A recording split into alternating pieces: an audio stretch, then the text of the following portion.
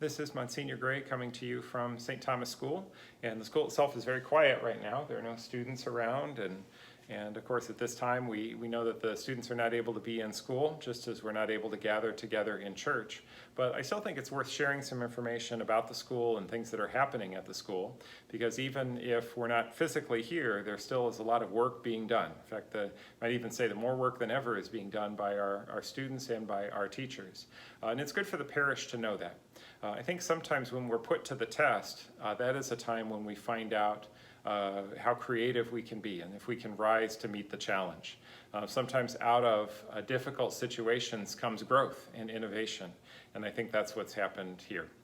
So St. Thomas School put together an e-learning program over a year ago, thinking that we might need it occasionally on snow days, that if we had a day off that we could still make it a productive day of learning and instruction. And of course it's actually very fortuitous because that plan has been able to be expanded, not just a day off, but even for weeks off, even a month off, that we can still use that time productively. So the students and the teachers still very much interact with each other, talking with one another, exchanging emails, and even being visible on different video conferencing platforms. So the teachers see the students see their teachers, they still get their lessons and the work that they do. And as the students perform their work, then they send that information back to their teachers. They record videos explaining what they've learned or what they've done.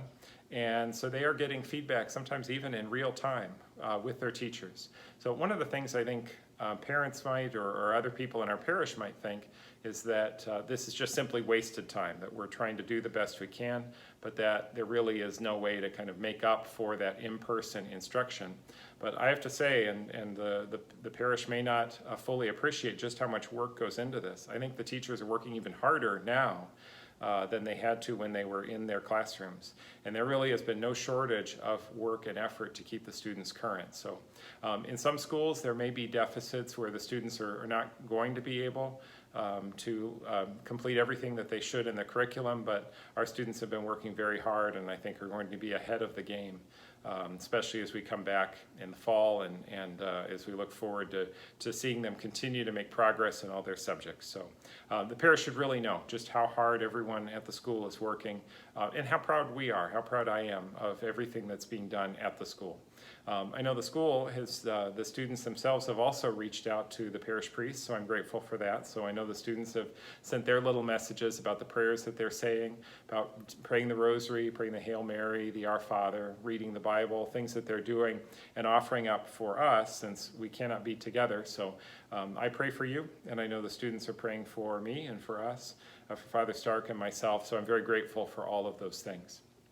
One of the things I think it's good to reflect on is how all of us can rise to meet the challenge in these times. So if schools have been able to do that, well, all of us should do that as well. And so the question then becomes, then what do we do? How do we respond to adverse circumstances? Just a few things. I've been doing a little research into the past to see what has happened in previous times of trial. And in our country, there have been a number of different challenges, but what has been amazing is not that the challenges have occurred and that people somehow suffered and just had to endure them, but there's actually been the potential for tremendous innovation and growth.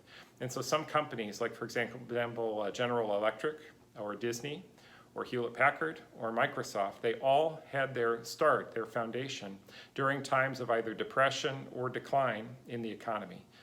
Some people remember the recession in 2008, which was very serious, but out of that came some new innovative programs like Uber or Airbnb, things that did not exist before 2008, but that really surged and emerged after that difficulty, after that downturn. People found more economical ways of doing some of the things that they used to do in other ways.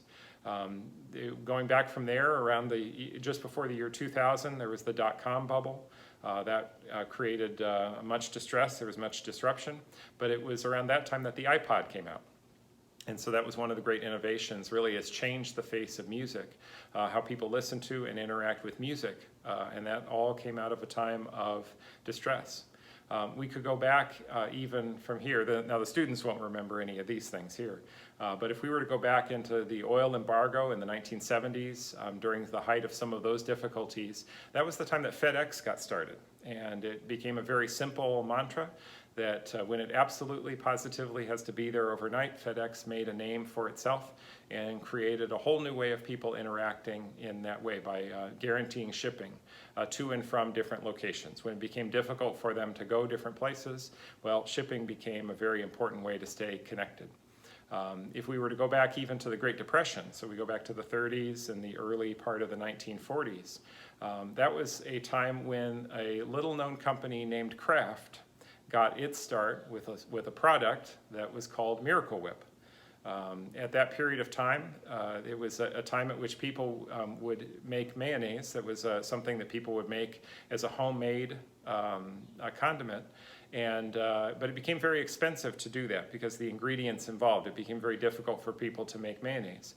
But Kraft innovated, and so they came up with a way of, in fact, creating and manufacturing then a spread that was like mayonnaise. It was something that they were able to create economically and preserve, and so Miracle Whip became something that was circulated very widely in the country, and so they really got their start then. So what will happen here? What will happen in 2020? How will people respond? We probably already have gotten a little bit of an answer to that question because internet-based services are certainly among the forefront of things that are being innovated now, things that are being created and made available. So people have heard a lot about platforms like Zoom and other ways of doing e-conferencing. I suspect that's going to change the face not only of education, but probably also of business, of the way that people interact with their business partners. I know when you can't go out shopping, having things delivered is very important, so any delivery service has certainly had to innovate and make arrangements. And that's another very helpful thing to guide people through, especially if they are not able to get out or if it's not safe for them to do so. And then even locally, I've been impressed that different restaurants who have not typically done takeout service have begun offering takeout. That's another just sign of innovation. And I wonder what other things will come as well. It's good for us sometimes to be ready to innovate, to try new things. We can face problems and trials and just simply be upset about it and wait for them to be over, or we can face them as challenges to be overcome.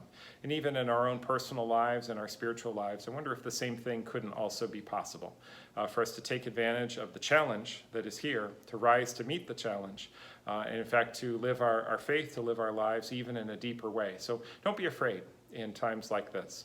In fact, this is precisely the moment when we shouldn't just simply sit back. This is the time when we ask the Lord to help us then to be the best person that we can be, to look for new ways to do the things that we need to look at our priorities once again. So may the Lord help us and bless us during this time, and we do look forward to the time when we can gather together, our students, our teachers, our staff, our faculty, and also our parish, our parishioners. So St. Thomas School, St. Thomas Parish, we look forward to being together once again.